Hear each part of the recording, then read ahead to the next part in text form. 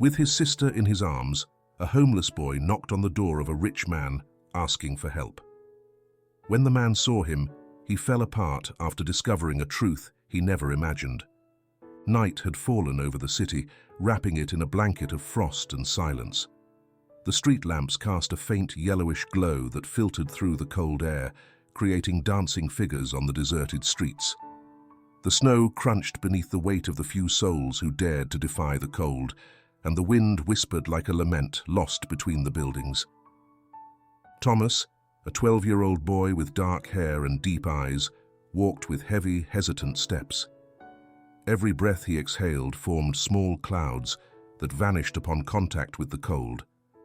He carried his little sister, Luce, only 5 years old, wrapped in a frayed blanket far too thin to protect her from the freezing cold.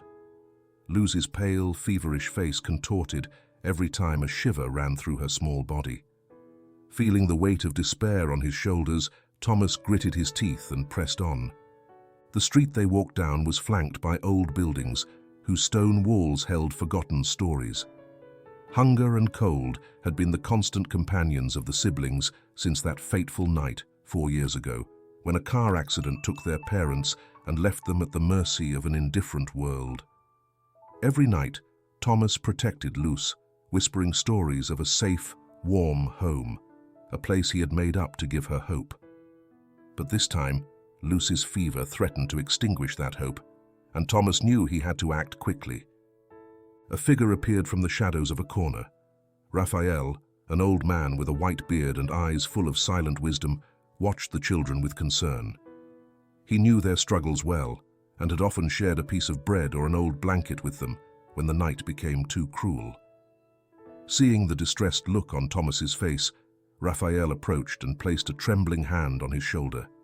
His eyes, always full of untold stories, looked at Thomas with a mix of sadness and determination. "You have to be strong, son," Raphael said in a hoarse voice. "Don't stop protecting her, just like Raina did for you." The name of his mother echoed in Thomas's ears like a forgotten memory. A deep, old pain stirred in his chest, but there was no time for questions or memories. With a silent nod, he continued on his way. The mansion of Mr. Esteban Smith, the most powerful figure in the city, stood like a beacon in the dark, a promise of warmth and refuge that seemed almost unattainable. The journey up the hill to the mansion was a test of endurance. The icy wind battered them mercilessly, cutting into their skin like invisible blades. Thomas paused for a moment to adjust the blanket around Luce. The little girl opened her eyes for a brief moment, and a faint smile appeared on her lips before she closed them again. That gesture gave Thomas the strength he needed to keep going. At last, he reached the imposing black iron gates surrounding the mansion. The tall peaks and intricate decorations made it look like a petrified monster. With almost superhuman effort, Thomas found a small opening to slip through. On the other side, the stone path led to the main door, a majestic piece of carved wood that looked more like a wall than an entrance. He stopped before it, his fingers numb and his heart racing, and knocked with all his might. The echo of the knocks faded in the vast darkness of the night. For a moment, the silence was so thick that Thomas thought no one would answer. But then, the creak of ancient hinges broke the stillness, and the door opened a crack.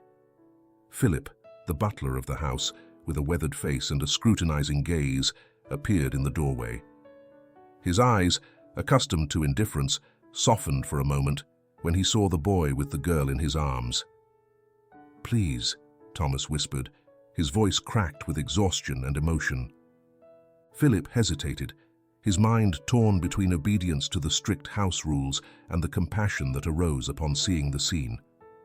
Finally, against all his survival instincts in a house where every action was judged, he moved the door and let them in. The foyer, illuminated by chandeliers and a crackling fireplace, enveloped them in a sudden and overwhelming warmth. Thomas felt the adrenaline and exhaustion mix, causing him to lose his balance for a second. But before he could collapse, he held Luce tighter. From the top of the grand marble staircase, a figure appeared. Mr. Esteban Smith, with his imposing stature and cold gaze, observed the scene with a mix of curiosity and something deeper, an emotion he had not allowed to resurface in a long time. His hands clenched the banister, and an unsettling thought began to form in his mind. Luce's labored breathing, Philip's murmur as he called for servants to bring blankets and hot water, and Mr. Esteban's penetrating stare marked the beginning of a night that would change the lives of everyone present. Fate had begun to turn, and buried secrets started to emerge from the shadows. The interior of the Smith mansion was an absolute contrast to the cold streets they had just left behind. The walls were decorated with ancient tapestries and bronze chandeliers that cast dancing shadows on the polished marble floor.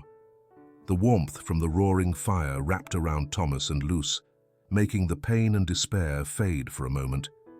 Philip, the stern yet compassionate butler, ordered the servants to bring thick blankets and hot water, his movements reflecting a contained urgency. Thomas, his vision blurred by fatigue and the weight of responsibility, laid Luce on a soft sofa, covering her with the blankets they had been given. The little girl took a deep breath, and although the fever still colored her cheeks, her expression seemed more peaceful in the warm refuge of the mansion. Thomas, standing next to the sofa, trembled, not so much from the cold, but from the uncertainty that consumed him. He knew that in this place, his and his sister's fate would be decided. From the top of the marble staircase, Mr. Esteban Smith observed the scene. He was dressed in an elegant dark suit, and his upright posture and cold eyes gave him an imposing, almost intimidating presence. However, seeing Thomas and Luce, something in his demeanor shifted. A subtle tremor passed across his face. Memories began to hammer at his consciousness, images of happier times, full of life and promises that had been broken. The laughter and presence of Raina filled his mind. She, with her brown hair and a smile that lit up any room, had been more than just a maid in the mansion. She had been the woman who made him challenge the strict family rules, the free spirit who had captured his heart. The betrayal and emptiness left by her disappearance so many years ago still tormented him, a pain he had never dared to face fully. Now, with these children under his roof, especially the boy who reminded him so much of Raina, a disturbing doubt began to form. Philip, who had worked in the mansion for decades, stayed close to the children, watchful. His loyalty to the Smith family and respect for Esteban were unquestionable, but his heart leaned toward compassion and justice. As Thomas stroked Luce's forehead, Philip noticed something that made him stop. A pendant hanging from the boy's neck. It was a delicate gold piece, engraved with a lily flower design, identical to the one Raina always wore. The surprise in Philip's eyes was palpable, and unable to hold himself back, he moved closer to Thomas. "Where did you get that pendant?" Philip asked in a whisper, his voice laden with contained emotion. Thomas, not fully understanding the significance of the question, furrowed his brow. "It was my mother's," he replied, his voice low, tired, but firm. Philip's eyes misted over as he heard the answer, and his mind filled with questions. Could it be possible that this boy had a deeper connection to the family's history? At the top of the stairs, Mr. Esteban watched the exchange, his mind quickly piecing together a puzzle that had remained incomplete for so many years. Something in Thomas's protective manner and the way he cared for Luce moved him and reminded him of Raina. But the weight of doubt and guilt kept him still, watching from a distance, trapped between the desire to approach and the fear of what he might uncover. Meanwhile, Luce, feeling the warmth and security of the place, opened her eyes for a moment and met Thomas's gaze. Although weak, she smiled at him with the innocence of one who trusts fully. Thomas, seeing her, felt a wave of relief and hope. Maybe, just maybe, things could get better. The foyer, now back to its usual calm, reflected the silence of a decisive moment. Philip, his heart pounding, knew that what he had just discovered would change the course of the mansion's history and the Smith family. Unknowingly, Thomas and Luz had brought with them a truth that would begin to unearth long-buried secrets. In the shadowy quiet of the night, as the servants returned to their tasks and the fire crackled in the hearth, Mr. Esteban remained at the top of the staircase, watching the children and feeling the ghosts of the past closing in, whispering that fate was about to confront them. The Smith mansion, with its tall walls and imposing towers, seemed invulnerable from the outside, but within its walls, tension began to grow like a tangible shadow. The first light of dawn was just beginning to stain the horizon, and the city, still covered by the frost of the night, slowly awoke to a new day. However, in the mansion, the dawn did not bring comfort, but unease. Jake Smith, Mr. Esteban's older brother and the true power behind many of the family's dark decisions, sat in his private study, a lavish space filled with leather-bound books and antique objects that reflected his ambition and control. News of the children's arrival at the house soon reached him through his informants. His face, marked by the lines of years spent in intrigue and control, tightened as he heard the details. "Orphans in the mansion," he murmured with a sardonic smile as his fingers drummed on the surface of his desk. His dark eyes, rarely betraying emotion, flashed with a calculating coldness. He knew that something more was hidden behind this unexpected visit. The mansion's servants, many of whom were under Jake's influence, began acting differently. Quick movements and furtive glances intertwined in the hallways, and Philip, with his intuition honed by years of service, noticed these changes. He had worked in the mansion long enough to recognize when something was amiss. With a mix of concern and determination, he kept watch over Thomas and Luce, who were still sleeping in one of the warm rooms on the east wing of the mansion. Meanwhile, in a less ostentatious corner of the city, Mary, a young woman with dark hair and eyes full of determination, listened to the rumors about the children who had been taken in by the Smith mansion. She worked at a small bookstore, a modest place that had belonged to her mother, a woman who in her youth had been a close friend of Rena. Mary, though young, had an indomitable character and a sharp mind. The stories about Rena and her sudden disappearance were part of the tales her mother had told her, stories that always stirred a mix of curiosity and sadness within her.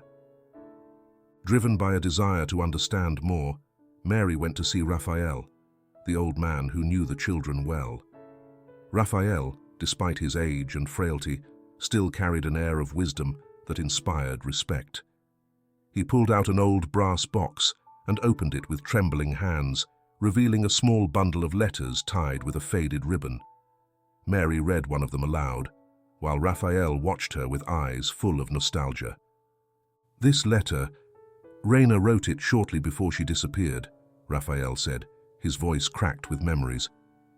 "It talks about danger, a man who wanted to silence her. It mentions Jake." Mary's heart raced. The pieces were starting to fall into place. The children weren't just street survivors. They were the key to unraveling a truth that had been carefully buried. More determined than ever, Mary decided that she had to help Thomas and Luce, and that Raphael, with his memories and these letters, would play a crucial role. Back in the mansion, Philip was exploring the old hallways when a detail in the decor caught his attention. A portrait of Rena, one that had been moved to the attic by Jake's orders, gazed at him from the shadows. A flash of intuition prompted him to search further, and in a forgotten drawer, he found an envelope with letters written in Rena's unmistakable handwriting. In them, Rena recounted her fear and the certainty that Jake was behind everything. The mention of a child, our son, made Philip stop and glance toward the east wing, where Thomas and Luce were resting. Meanwhile, Jake, aware that something larger was at play, summoned his allies in the household and the police. The order was clear. He needed to uncover everything about those children and, if necessary, eliminate them. The presence of Thomas and Luce was a risk he was not willing to allow. The first steps of danger manifested when some of the servants began watching Philip more closely than usual. His movements were being tracked, and the conversations that had once been shared freely were now whispers. Philip, feeling the pressure, knew he had to act quickly. He had to protect the children and share what he had found with Mr. Esteban before it was too late. In a nearby room, Thomas, who never slept deeply, sensed the change in the atmosphere. The voices, the glances, and the unease were clear signs that something was coming. He approached the edge of Lucy's bed, where she slept with a peaceful but weak breath, and covered her carefully. With his heart racing, he swore to himself that he would do whatever it took to keep her safe. The dawn was casting its first light over the mansion, but inside, the shadows moved with increasing intensity. The secrets that were beginning to be revealed and Jake's imminent threat were transforming the refuge into a battleground where loyalty, fear, and courage would soon be tested. The morning sun rose slowly, casting a golden glow that illuminated the facade of the Smith mansion. But inside, the shadows of the past were beginning to stir. Mr. Esteban, in his study surrounded by shelves full of leather-bound books and family relics, gazed at an old photograph he had unearthed from his chest of memories. In it, a young Reina smiled with the warmth and freedom that had captivated him from the very first moment. Beside her, Esteban appeared with a serene smile, an image representing a time when dreams seemed possible. Their relationship had been a delicate and valuable secret, a connection that defied the rules of the Smith family. Reina, though from a humble background, radiated a light Esteban had never seen in anyone else. She was the only one who could break through his apparent coldness and make him feel that the world could be more than just money and power. But Jake, his older brother, had always been a dominating presence, an ambitious man who guarded the family's reputation and absolute control. Esteban's memories transported him to the clandestine nights in the back garden of the mansion, under the stars, where Reina spoke to him about her dreams and confessed her fear of Jake's growing hostility. Each meeting was both a balm and a condemnation. Jake, always vigilant, had noticed the changes in his brother and soon made his disapproval clear. Their arguments became more frequent and violent. Esteban clearly remembered one particular night, the last time he saw Reina. Her words still echoed in his mind, "I will protect you, no matter what." But the next morning, she had disappeared without a trace. A knock at the door pulled him from his thoughts. Philip entered with a grave expression, and in his hands, an old envelope. His eyes, which normally reflected the calm of a man accustomed to obedience, now showed a mix of determination and anxiety. "Sir, there is something you need to see," he said, extending the letters. Esteban took the envelope, and as he read the first lines, his face turned pale. Reina's words spoke of an imminent danger, a plan to protect her son. Esteban lifted his gaze, incredulous, as he understood the meaning of those confessions. Thomas could be his son, the pendant, the letters.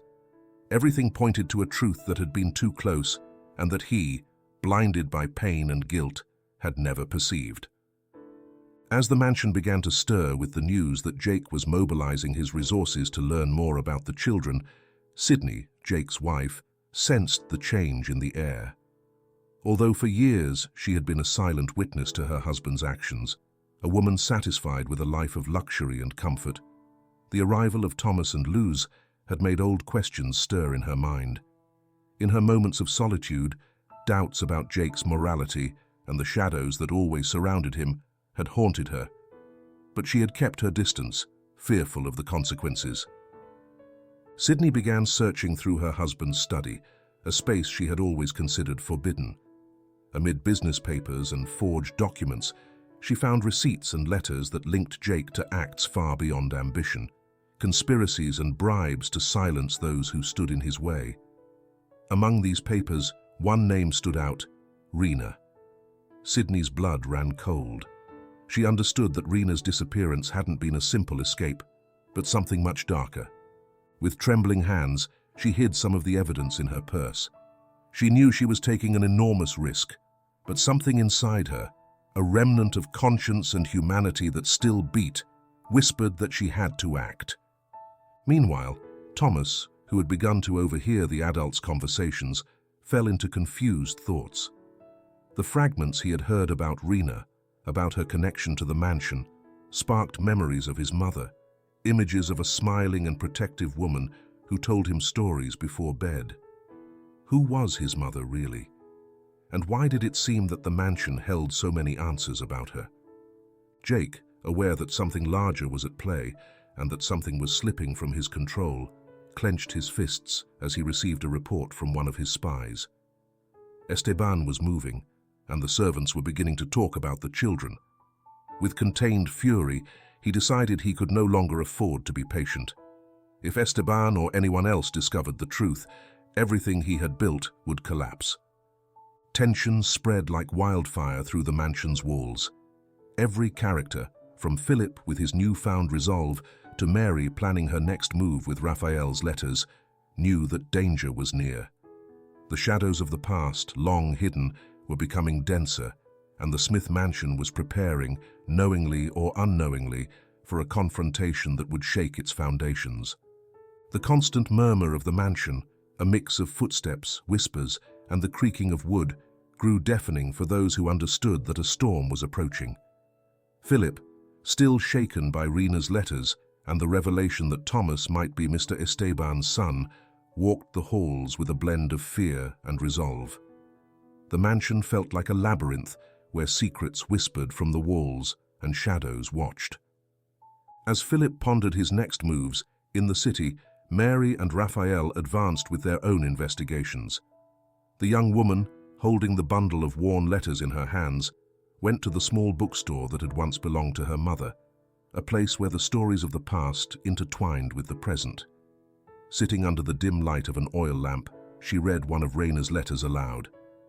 "If anything happens to me, I know they won't silence you, Raphael. Protect Thomas. He must never know who he really is until it's safe." Mary's voice broke as she read the words. Rena's intent became clear. She had trusted Raphael to safeguard a secret that was now on the brink of being unearthed. "That boy is more important than anyone realizes," whispered Raphael, his gaze lost in the distance, focusing on the memories of a promise made to Rena years ago. The mention of Jake and his involvement in the letters confirmed his suspicions. Not only had he been behind Rena's disappearance, but his ambition had led him to commit even darker crimes. Back at the mansion, Thomas, who had spent the morning restless, watched Luce sleep soundly in bed. The fever that had threatened to consume her was beginning to subside thanks to Philip's care and the warm blankets. However, Thomas couldn't shake the feeling that the calm was only temporary. The furtive glances of the servants and the tense air confirmed something was wrong. Philip ventured into the west wing of the mansion, where the attic, filled with dusty trunks and forgotten memories, hid more secrets than anyone dared to admit. There, in a dark corner, he found a wooden box that had once belonged to Rena. He opened it with trembling hands and found a small notebook wrapped in cloth. Inside, Rena recounted her fears and the final days before her disappearance. She spoke of Jake and how she had started to perceive his growing violence and paranoia. Jake didn't just want to control everything. He feared that anything outside his power would be a threat. Even Esteban, even me, one of the entries read. The words confirmed Philip's worst fears and led him to a devastating conclusion. Thomas had to be protected at all costs. Meanwhile, in the main hall, Mr. Esteban was receiving Gray, the independent journalist Mary had contacted. Gray, a man with a sharp gaze and a notebook always in hand, was there to hear the story that no one had dared to tell until now.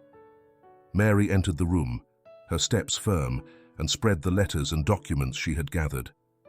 The evidence was conclusive. Jake had been behind Rena's disappearance and had maintained a veil of corruption over the city. "Do you know what this means?" Gray asked, his eyes sparkling with the promise of a story that would change everything. Esteban nodded, but his gaze drifted toward the door, as if expecting someone to open it at any moment. He knew his brother wouldn't sit idle once he discovered the truth was about to come to light. On Jake's side, he had received word that someone was snooping around his affairs. A loyal servant, who had witnessed the meetings between Esteban and Philip, informed him of the unusual movements at the mansion. The fury and fear intertwined on Jake's face, hardening it. He gave quick, precise orders to his corrupt allies, urging them to act before his grip on power slipped away. Realizing the danger was imminent, Mary sought out Philip and told him what she had found with Raphael. Philip, holding Reina's notebook, confirmed that they could no longer wait. Thomas had to know the truth, and Esteban had to act before Jake unleashed chaos. Thomas, who had been listening from the hallway, felt that the world was becoming clearer and more terrifying at the same time. His fists clenched as he understood that the mother he had loved so much had not only been the victim of a mysterious disappearance, but had fought to protect him until the very end.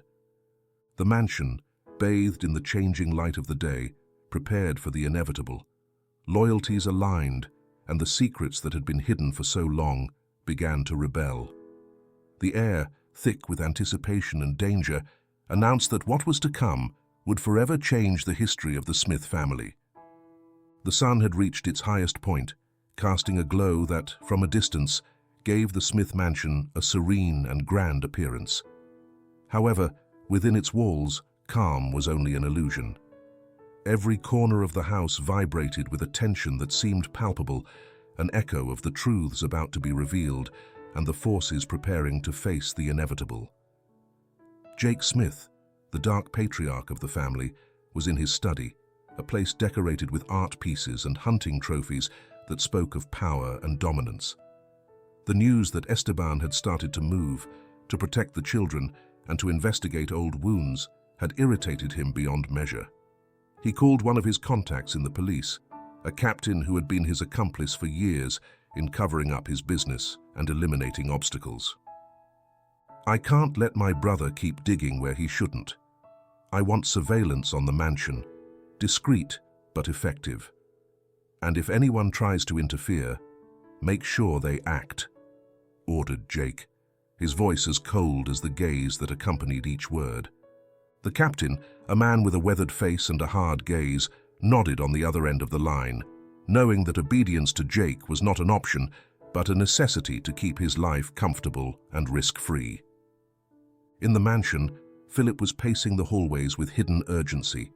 He had spoken to Esteban, and the decision to protect the children and confront Jake had been made, but the fear of retaliation lingered in the air like an invisible presence. Thomas, who hadn't left Lucy's side since the previous night, noticed Philip's hurried movements and the way some of the servants looked at him sideways, as if carrying a secret they didn't want to share. Thomas's unease grew as the whispers and glances became more noticeable. Conversations in the hallways stopped as soon as he passed, and the servants quickly dispersed, as if they feared being caught. Inside, a mixture of fear and determination began to take shape. He remembered Raphael's words and the stories about his mother, Reina, that Mary had begun to tell him. His mother hadn't just been a fighter.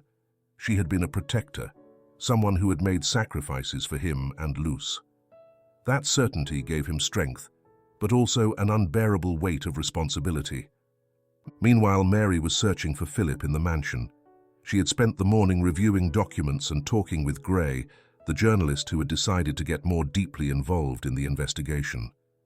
Gray, with his penetrating eyes and his notebook full of scribbles and dates, understood the gravity of what they were about to expose. Jake has allies everywhere. This isn't just a family matter. It's a network of power that goes far beyond, warned Gray, as he flipped through the letters and documents Mary had gathered.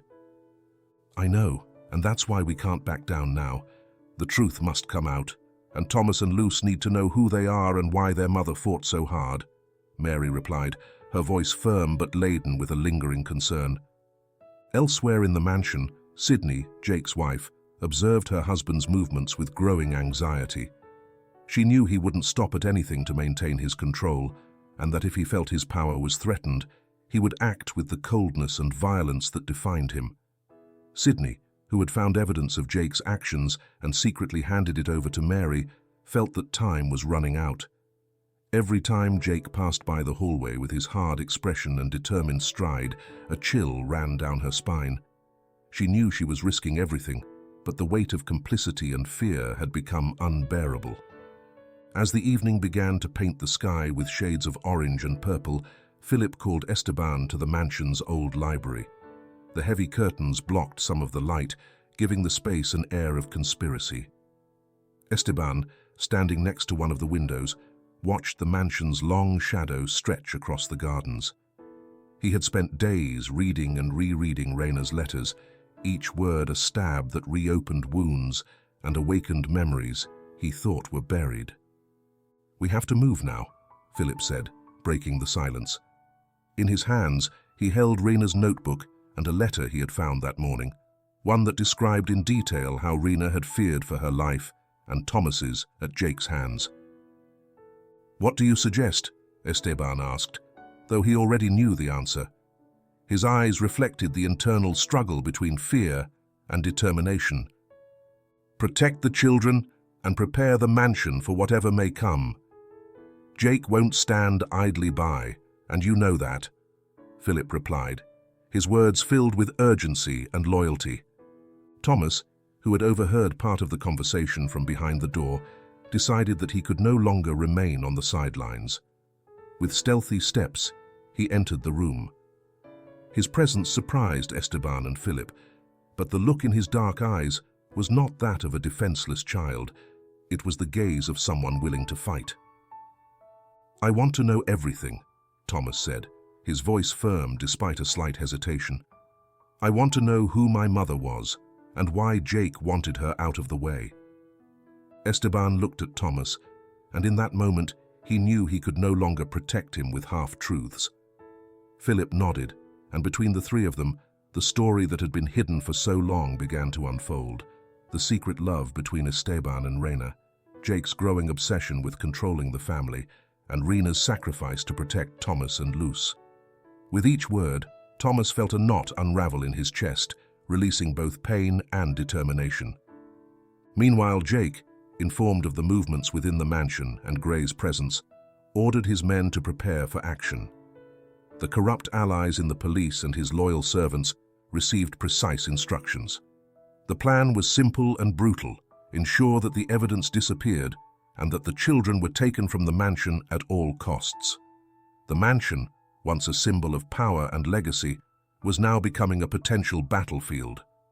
Mary, noticing the unusual movement of some of the servants and the evasive glances, understood that the confrontation was imminent. She ran toward the wing where Thomas and Luz were resting, followed by Gray, who had already started recording his observations in his notebook. The tension in the mansion was palpable, as though the walls themselves were waiting for what was about to happen. Sydney, watching from the shadow of the upper balcony, felt her breath quicken. She knew that her decisions in the coming hours would define her future and that of the children. Her gaze met Jake's, who looked at her with a calculating expression, as if he knew something was stirring behind her facade of obedience. Finally, the sun set, and darkness fell over the Smith mansion. The lights began to flicker on one by one, but what they illuminated was nothing more than the prelude to the storm. The conspiracy, which had been an open secret for years, was about to explode, and no one, not even Jake, could stop what was coming. The night loomed over the Smith mansion, enveloping the structure in a veil of dimness and silence. The flickering lights of the chandeliers and oil lamps cast moving shadows on the walls, as if the house itself contained a dark secret struggling to break free. The air was thick, charged with the expectation and fear of those who knew that the inevitable was about to unfold. Jake had set his plan in motion. From his office, he looked at the mansion with a calculating, determined expression, knowing that tonight would determine his future. His men, loyal allies and corrupt police officers, moved under the shadows of the gardens and exterior hallways, coordinating an operation that had been in the works for weeks. The orders were clear. They had to take Luz and eliminate any obstacle, no matter the cost. Philip, aware of the imminent danger, moved through the mansion's corridors, his footsteps muffled by the oriental rugs. In his mind, he replayed the plan he had discussed with Esteban and Mary. Protect Thomas and Luz, ensure that the evidence collected by Gray and Mary wasn't lost, and prepare for whatever was necessary. At his waist, an old revolver from his youth reminded him that tonight, he wasn't just a butler. He was a protector, ready to fight. Thomas, sitting at the edge of Luce's bed, looked at his sister with a mixture of tenderness and worry. The warmth of the fire in the fireplace created a comforting contrast in the room, but inside him, anxiety grew. He remembered Esteban and Philip's words, the secrets revealed, and the courage he now needed to channel. Luce, still recovering from the fever, slept with a peaceful expression that almost made him forget the shadows moving beyond the door. The first sign of the attack was subtle, the creak of wood and a whisper that quickly faded. Philip, in one of the central hallways, looked up at the sound and felt a chill run down his spine. He quickened his pace and headed toward the east wing, where Thomas and Luce were. Just before rounding the corner, he saw a group of figures dressed in black entering through the back door, moving with the precision of a trained team. "Alert!" Philip shouted, his voice cutting through the silence and reverberating down the hall. Chaos erupted in an instant. Jake's men, alerted by Philip's shout, quickly scattered. Some ran toward the east wing, while others dispersed in search of Gray and Mary, knowing that the evidence was as important as the children. The mansion, which until moments ago had been shrouded in tense calm, was now filled with rapid footsteps, murmured orders, and the echo of drawn weapons. Thomas felt his heart pounding so hard it seemed to echo in his ears. He sprang up and shook Luce, who opened her eyes with a sleepy and frightened expression. "Luce, listen to me. We have to move," Thomas said, his voice firm but filled with urgency. The little girl, not fully understanding what was happening, nodded and allowed her brother to take her hand and lead her toward the wall at the far end of the room. Philip had mentioned a secret passage days earlier, and Thomas, with the determination to protect his sister, pushed a wooden panel that slid open with a soft groan.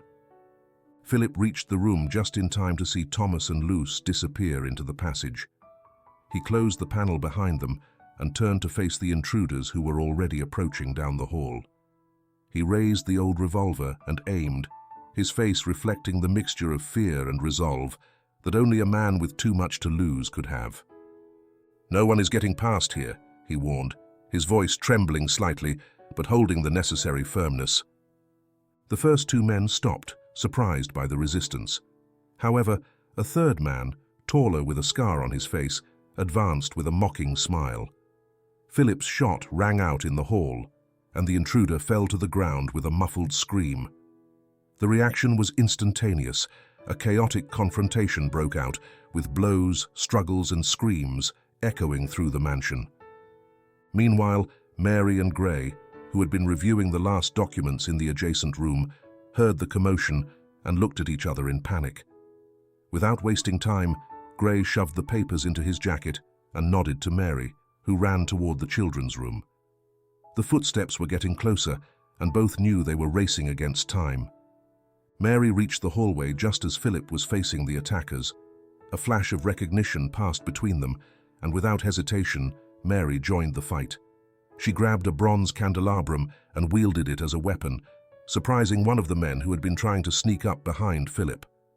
The blow landed with force, and the intruder fell to the floor. Gray, armed with little more than his wits and unexpected courage, faced another man, using a chair to block a blow and shove the attacker against the wall. The tension in the hall reached its peak, and every second felt like the balance was dangerously tilting back and forth. Meanwhile, Thomas moved through the dark passage with Luce by his side, trying to keep their steps as silent as possible. He could hear the shouting and the crash of the struggle through the walls, but he forced himself to stay calm. Luce, holding tightly to his hand, trembled, but kept her eyes fixed on her brother, trusting him more than anything in the world. "Come on, Luce, it's almost over," whispered Thomas, trying to reassure her. The passage ended in a small service room that Rena had used in the past, a forgotten corner of the mansion where memories of his mother seemed to come alive. Thomas looked around and noticed a small chest covered in dust. With no time to waste, they hid behind it, their breaths shallow and their bodies tense. Back in the hallway, Philip, Mary, and Gray managed to push the attackers back. One of the men, aware that time was running out, shouted, "Retreat! Jake wants the children found no matter what." The group dispersed, knowing that the mansion was too large and that every second increased the chance of more resistance. The footsteps faded and silence reigned again, broken only by the heavy breathing of Philip, Mary, and Gray. "Are you all right?" Mary asked, her voice breaking with the effort. Philip nodded, but his eyes were fixed on the hidden door through which Thomas and Luce had escaped.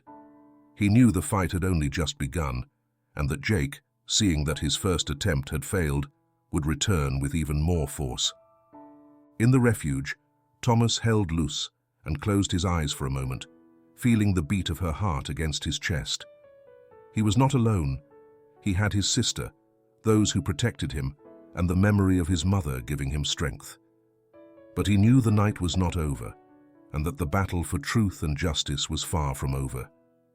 The Smith mansion, which had witnessed generations of secrets, was now a witness to a confrontation where the past and present collided, and where everyone's lives depended on what would happen next. The dawn stretched over the Smith mansion like a cloak of uncertainty, and every corner seemed to hold its breath in anticipation of the outcome.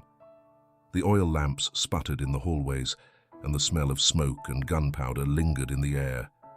The first wave of the attack had been repelled, but the tension, far from dissipating, had only intensified. Philip, leaning against the wall with one hand on his side, tried to catch his breath.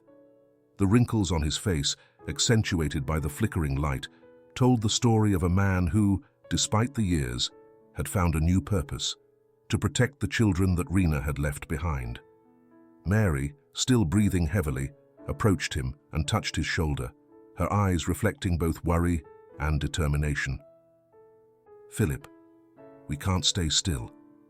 If Jake comes back, he'll come with more men and more force.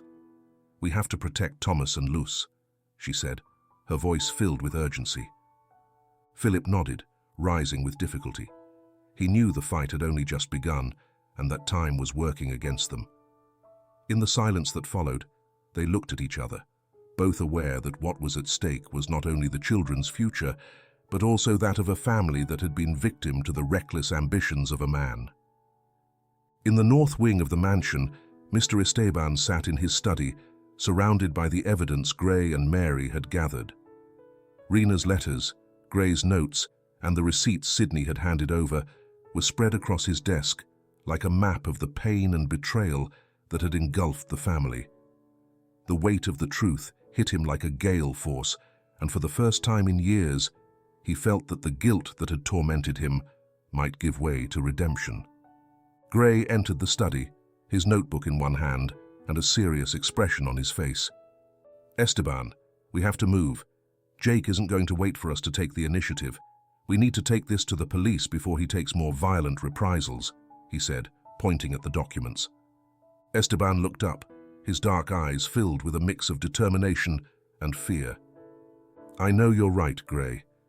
But if we do this now, without making sure Thomas and Luce are safe, Jake will use them as hostages to silence us.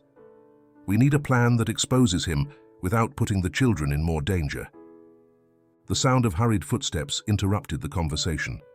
Sidney, Jake's wife, burst into the room, her eyes reflecting panic and resolve. She had been waiting for the moment to act, to redeem herself, and she knew she could no longer be a bystander. "There's no time, Esteban. Jake is preparing to return, and this time he won't be alone. He's called more men, and they're on their way," she said, almost breathless. "I've done everything I could to delay him, but if we don't act now, it will be too late." Esteban looked at her, surprised by her bravery. For years, Sidney had been the silent, complacent figure beside Jake, but now he saw in her a spark of courage that only emerged when desperation pushed one to the brink of action. "Sidney, take Gray and make sure this evidence gets to the police," Esteban ordered, handing her the most important papers. "And you, Gray, spread the word. Let the city know the truth." Gray nodded, understanding the gravity of the task. Sydney, with the documents in hand, followed him toward the door, but before leaving, she turned to Esteban one last time. "Save them. Save those children," she said, her eyes shining with contained tears. Elsewhere in the mansion, Thomas and Luce remained hidden in the small room where they had found refuge. Luce's breathing was more regular, but her eyes reflected the confusion and fear that she barely understood. Thomas, with his ear pressed to the door, listened to the footsteps and voices that came and went, each sound a sign of impending danger. "Thomas, I'm scared," Luce whispered, her voice trembling. Thomas turned to her and hugged her tightly. He felt her heartbeat against his chest, but the need to protect her was stronger than the fear that paralyzed him. "Nothing will happen to you, Luce. I'm here, and I won't let anything bad happen to you," he said, trying to sound more confident than he actually felt. The hallway door creaked open, and the shadows of several figures were projected onto the wall. Thomas held his breath and pushed Luce behind the chest, covering her with his own body. The footsteps drew nearer, and for a moment, time seemed to stop. A loud knock sounded at the door of the room, and Thomas squeezed his eyes shut, waiting for the worst. "Thomas, it's Philip." The butler's voice rang out with urgency, but also with relief. Thomas let out a trembling sigh and quickly opened the door. Philip and Mary entered, shutting the door behind them and blocking the entrance with a heavy piece of furniture. "We need to get them out of here right now. Jake is preparing a bigger attack, and this time there won't be a chance to escape if he finds us," Philip said, his voice low but firm. Mary picked up Luce, who clung to her with the trust of someone finding shelter in the middle of a storm. Thomas, although exhausted, nodded with determination. He knew that the only way to defeat Jake was to face him, but not without ensuring Luce was safe first. A loud crash at the mansion's main entrance confirmed what everyone feared. Jake had returned, and this time with more armed men. The shouts and the sounds of doors being struck reverberated through the house as the loyal servants to Esteban tried to hold back the intruders. Mr. Esteban emerged from his study, confronting his brother in the hallway, surrounded by the echo of the battle and the flickering flames of the lamps. "Jake!" Esteban shouted, his voice filled with rage and pain. Jake turned around, a twisted smile on his face, his eyes burning with fury. "So, you finally decide to face me, brother," Jake responded, stepping forward confidently. "This ends today. You've dared to defy me and put in danger everything I've built. I won't let a couple of orphans and a handful of papers destroy everything." The ensuing confrontation was a clash of wills and years of accumulated resentment. Jake's men tried to advance, but Philip, Mary, and a few loyal servants stood in their way, forming a desperate barrier to protect the children. Thomas, seeing his uncle Jake for the first time so close, felt a mix of fear and hatred. The stories he had heard about him, the letters from his mother, and the truth he had started to uncover fueled a rage he had never felt before. But before he could act, an unexpected voice broke the tension. "Stop, Jake!" Sydney's voice rang out from the entrance, and with it, a group of police officers Gray had managed to alert. Jake's expression turned to one of shock and disbelief. "This can't be," he whispered, taking a step back as the police officers advanced with drawn weapons. Sydney, holding the evidence in her hand and with a firm gaze, looked at Jake one last time, knowing she had broken the yoke that had kept her prisoner for so many years. "It ends here, Jake," Esteban said, his voice heavy with solemnity and weariness. Jake, cornered and with no way out, let his shoulders slump, knowing that his reign of terror had come to an end. The flashing lights of the police sirens illuminated the mansion's entrance, and Jake's men were arrested one by one. The battle was over, but the echoes of secrets and truths revealed would linger for a long time. Thomas, still trembling from the intensity of the night, hugged Luce tightly, feeling that, for the first time in years, the darkness that had surrounded them was beginning to dissipate. The sun was beginning to peek shyly over the horizon, painting the sky with shades of orange and purple that heralded a new day. The Smith mansion, which had been the scene of the battle and the collapse of Jake's dominance, stood in expectant silence. The echoes of the confrontation still vibrated through the walls, and the air, dense and dust-filled, seemed to hold its breath before what was to come. Mr. Esteban stood in the hallway, his shoulders weary and his gaze fixed on the floor, where papers, splinters of wood, and stains from a violent night told the story of the battle they had just fought. Jake had been arrested, and his loyal men had been subdued by the police, now alerted and unable to rely on corruption after the public revelation of their crimes. However, the peace following the victory was a fragile illusion. Gray, with his notebook full of notes and additional documents, approached Esteban. His eyes, always so sharp and alert, now reflected a new kind of fatigue, the weight of having witnessed the fall of an empire built on secrets and unchecked ambitions. Esteban, the city knows the truth now. I've sent the evidence to my editor, and by tomorrow, everyone will know about Jake's crimes and his corruption network, Gray said, his voice low but tinged with triumph. Esteban nodded, but his gaze shifted to the door, as if waiting for something or someone to give meaning to everything that had happened. Thomas, who had overheard the conversation from the entrance to the hallway, stepped forward and stood beside Esteban. His eyes reflected a mixture of questions and a sadness far beyond his years. "So, is it all over?" Thomas asked, unsure whether he should feel relief or an indescribable loss. Esteban leaned down and placed a hand on the boy's shoulder, a more paternal gesture than he had shown since the truth had started to come to light. Before he could respond, an uneasy murmur among the servants interrupted them. Their gazes turned to the entrance of the mansion, where a dark, slender figure was outlined under the dim light of dawn. The footsteps were soft, but resonated with the force of a revelation. When the figure stopped under the archway of the entrance, the sunlight illuminated her face, and Esteban's eyes widened with a mixture of disbelief and hope. It was Rena. Time seemed to freeze, and for a moment the Smith mansion held its breath. The servants stood still, and even the sound of sirens in the distance seemed to fade. Rena, head held high and with the same determined gaze Esteban remembered, advanced with confident steps. The years of absence were etched in the lines of her face, but the spark of courage was still there, intact. "Esteban," Rena said, her voice firm but tinged with contained emotion.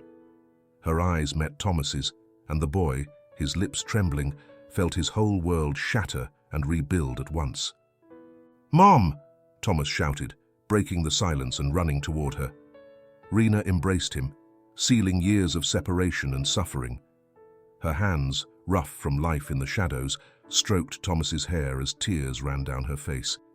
Esteban took a step forward, feeling a lump in his throat that made it impossible to speak.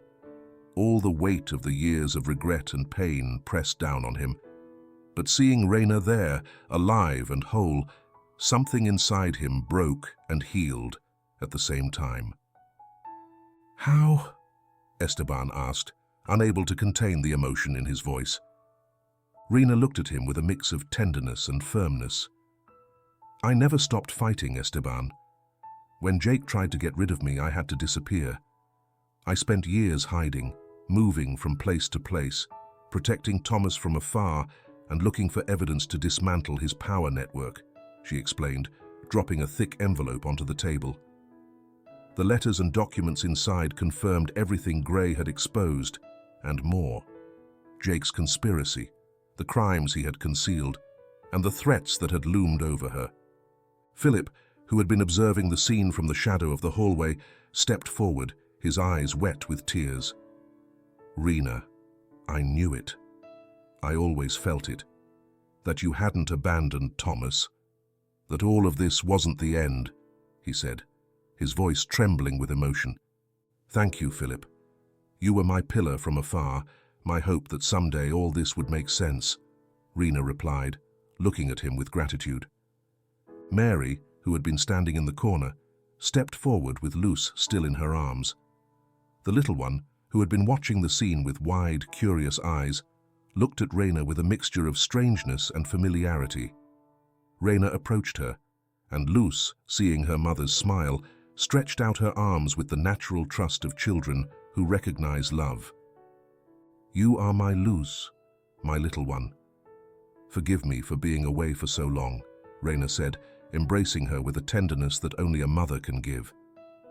Luz, not fully understanding, simply smiled and clung to her.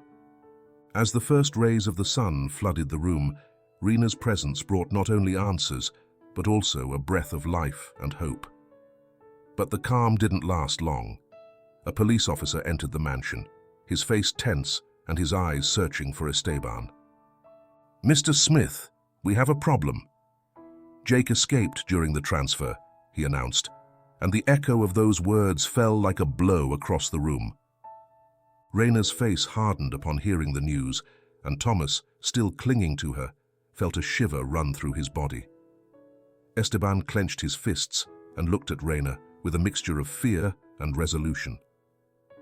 "If he's escaped, he'll come for what he couldn't get. He'll come for us," Esteban said, and everyone present understood that the battle wasn't over yet. Raina, without letting go of Thomas or Luz, looked at Esteban and the others with a spark of defiance in her eyes. She had returned to protect her family, and she wasn't going to let Jake destroy them. The story of the Smiths hadn't ended yet, but this time they were ready to face it together. The news of Jake Smith's escape spread like wildfire throughout the mansion and beyond, reaching the darkest corners of the city. Those who owed him loyalty or feared his power began to move, some seeking to protect themselves, others eager to take advantage of the uncertainty. For Esteban, Raina, Thomas, and the others, the threat of Jake loomed like a dense, tangible shadow, promising to return with devastating force. The Smith mansion, normally a symbol of power and opulence, had become a fortress besieged by fear and anticipation. The remaining police officers on site reinforced security and checked all entrances, but everyone knew that if Jake decided to attack, it wouldn't be a simple maneuver to stop him. The previous night had proven that his resources were vast and his ambition insatiable. Gray, the journalist, was in the hallway reviewing his notes and organizing the documents that Raina had brought. The evidence was clear, irrefutable, and within hours, the city's newspapers would be flooded with headlines exposing Jake as the mastermind behind a network of corruption and crime. But Gray also knew that the press would only do its part if they all made it out alive. Raina, her face more serene than anyone expected, watched Thomas and Luz as they slept together in one of the inner rooms. Seeing her children together, safe, even if only for a moment, gave her an unshakable strength. Her years in hiding had been marked by solitude, constant danger, and the need to move forward when everything seemed lost. But now, the warmth of her children nearby fueled her and reaffirmed her decision to fight until the end. "I won't rest until this is over," Raina said softly, but loud enough for Esteban, who had entered quietly, to hear. "Neither will I," Esteban replied, approaching her. His eyes, filled with sorrow and hope, moved from the children to her. "Raina, I regret everything I made you endure, everything I failed to see. But I promise you I won't let Jake touch them."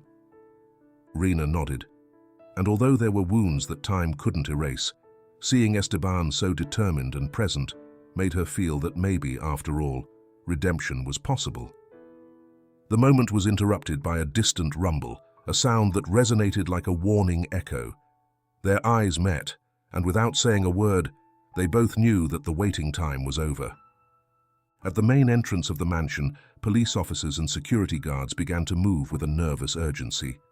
Shouts and orders filled the air as reinforcements hurried to take their positions. Jake had returned, and this time he brought a force greater than any previous attempt. Black vehicles stopped in front of the gate, and dark figures descended, armed and with determined expressions. Philip, who had been watching from a high window, pressed his lips together with concern. He was a man who had dedicated his life to serving, but that night he had discovered that true loyalty went beyond servitude. It was about protecting what he considered family. "Esteban, they're coming here. This time there's no doubt they're not just trying to intimidate," he said, turning to the man he now considered more a friend than a master. "I know, Philip, and we're ready too," Esteban replied, grabbing a gun that had been sitting in a drawer for years. His hands, once used to signing documents and giving orders, now gripped the weapon with the resolve of a man fighting for his family. The sound of gunfire shattered the tranquility, and the mansion erupted into controlled chaos. Police officers and Jake's men clashed in a fierce battle that echoed through every corner of the house. Rena, keeping Thomas and Luce safe in a rear room, felt fear attempting to take over, but she suppressed it with the overwhelming need to protect them. Mary, armed with courage she hadn't known she possessed, stood guard at the door, ready to act if anyone tried to enter. "Mary, if something happens," Rena began, but the young woman interrupted her. "Nothing will happen, Rena. We're not losing this battle," Mary said, her eyes reflecting a mixture of fear and defiance. As the confrontation intensified, Jake stormed into the foyer, escorted by 2 armed men. His expression was that of a cornered predator, yet still lethal. His eyes scanned the room, searching for Esteban, Rena, the children, anyone who could be used as a bargaining chip. "Esteban!" he shouted, his voice reverberating through the walls. "I warned you! This won't end well for you!" Esteban appeared at the top of the grand marble staircase, weapon in hand, and a look that reflected a mixture of fury and defiance. The scene tightened into an eternal second, as if the house itself held its breath. "This ends today, Jake. No more secrets or lies can sustain your power," Esteban responded, his voice resounding firm. Jake twisted his lips into a crooked smile and, with a swift motion, had one of his men fire at the ceiling, causing a chandelier to explode and shower sparks and glass fragments. In the confusion, Jake began to move towards the stairs, but before he could get close, a shot rang out from the side. Philip, pale and with a trembling hand, had fired, wounding one of Jake's thugs, who fell to the ground with a cry of pain. The battle turned chaotic. Police officers and Jake's men exchanged fire, and the foyer became a battlefield. Rena, hearing the shots and screams, looked at Thomas and Luce with determined eyes. "Stay here, no matter what happens," she said, and before Thomas could protest, she stepped into the hallway.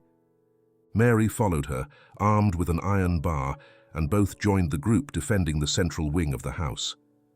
Jake, upon seeing Rena, paused for a moment, surprise and rage fighting for dominance on his face. "You," he murmured, but before he could react, Esteban stepped between him and Rena. "Enough, Jake. No more games," Esteban said, and the final confrontation between brothers materialized in that instant. Jake, cornered, looked around. His men were falling, and the police were advancing. With a roar of frustration, he tried to take Rena as a hostage, but a precise shot from a police officer stopped him cold. Jake staggered, his expression reflecting disbelief and defeat as he fell to his knees.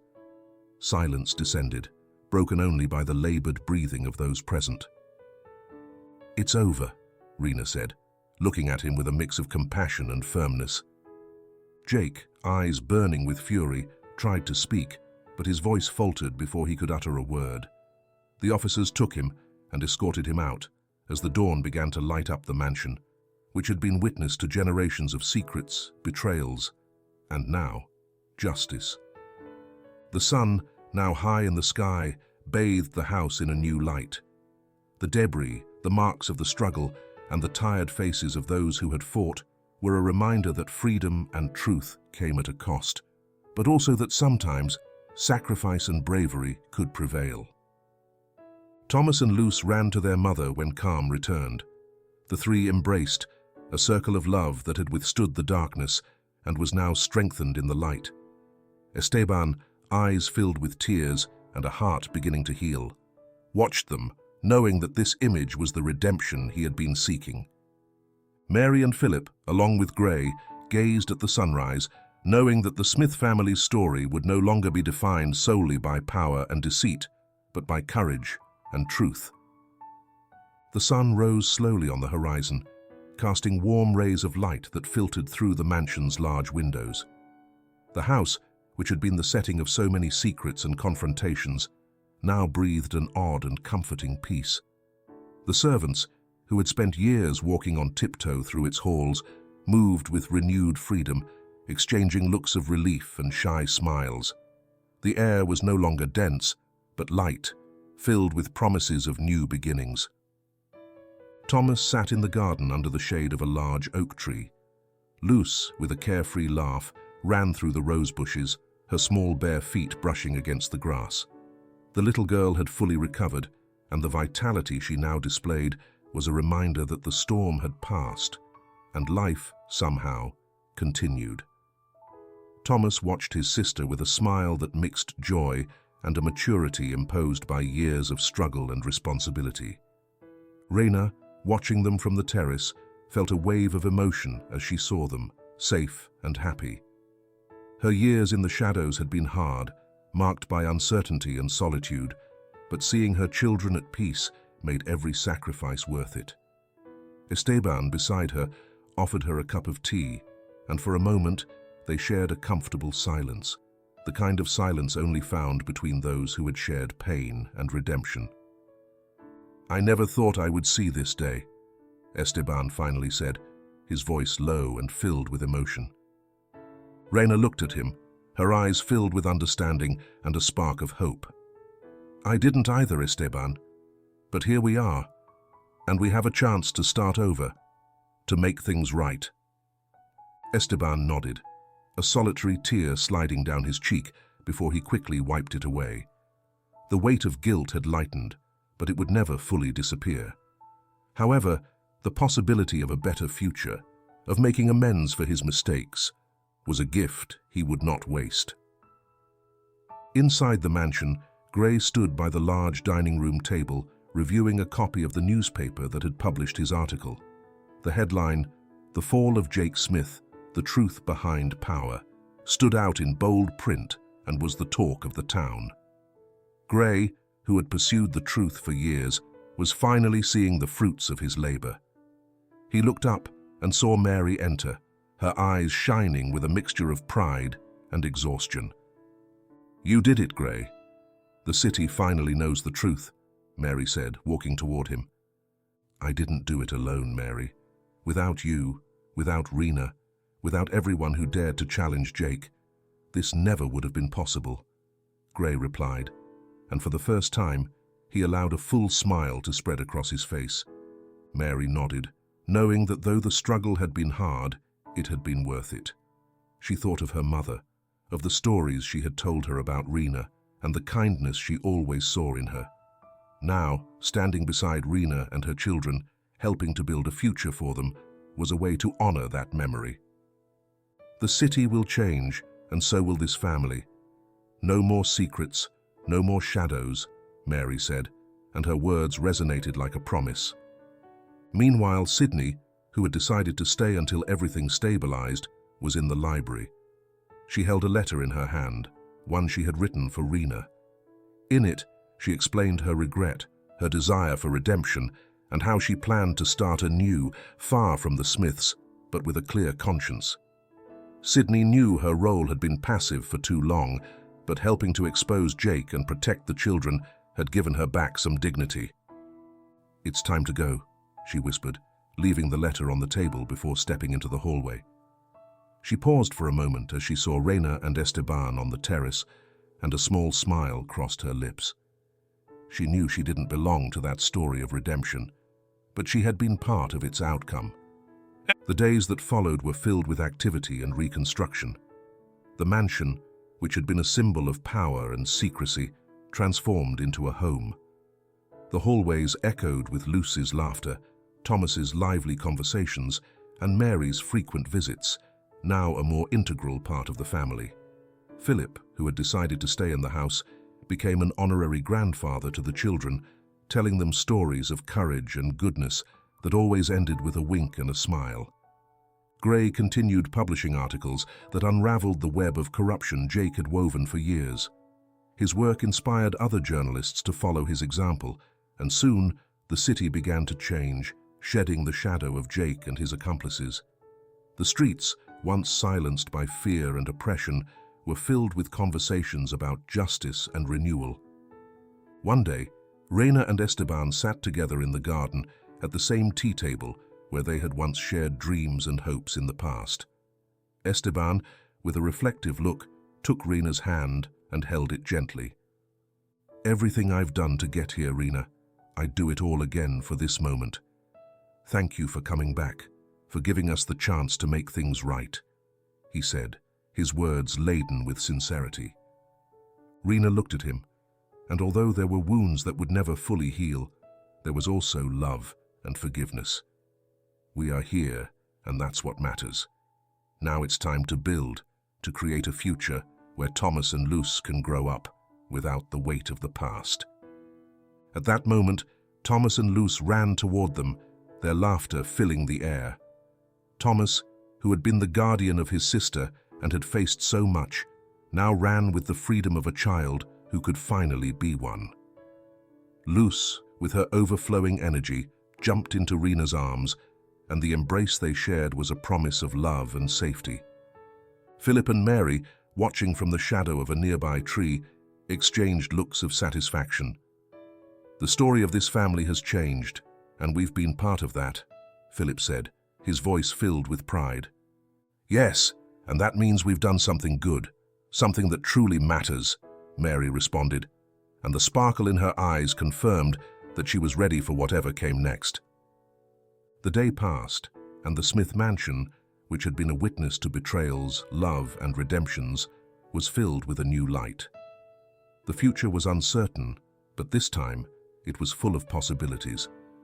Reina's letter, the one she had written during the dark days of her disappearance and had been rescued by Philip, now hung in the main room, framed as a reminder that, despite the shadows, truth and love would always find a way to prevail.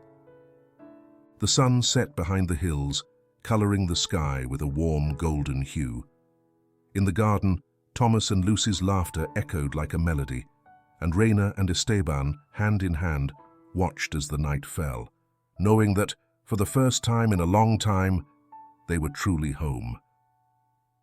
The story of the Smith family is a powerful reminder that the truth, no matter how long it is hidden or how many forces oppose its revelation, always finds a way to come to light.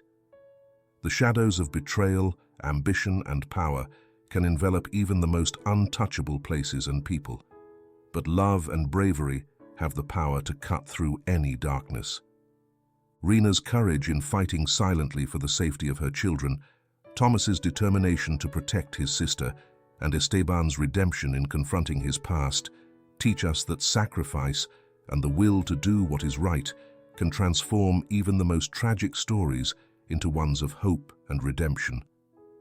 This story speaks to us about the power of family and second chances, how the bonds of love and loyalty can prevail over ambition and corruption. In the end, the true wealth of a family does not lie in its possessions or status, but in the ability to overcome adversity together, learn from mistakes, and build a future based on truth and love. The Smith mansion, a symbol of power for generations, becomes a home where wounds heal and life renews, showing us that even after the darkest night, there will always be a dawn.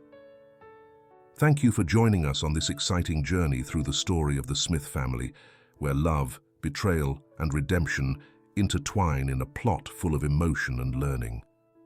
If this story has inspired you or made you reflect on the power of truth and the importance of family, don't forget to leave a like and subscribe for more content filled with deep and reflective stories. Share your thoughts in the comments. We'd love to read what you think about this ending. Until next time, and remember, there is always light after the darkness. See you in the next story.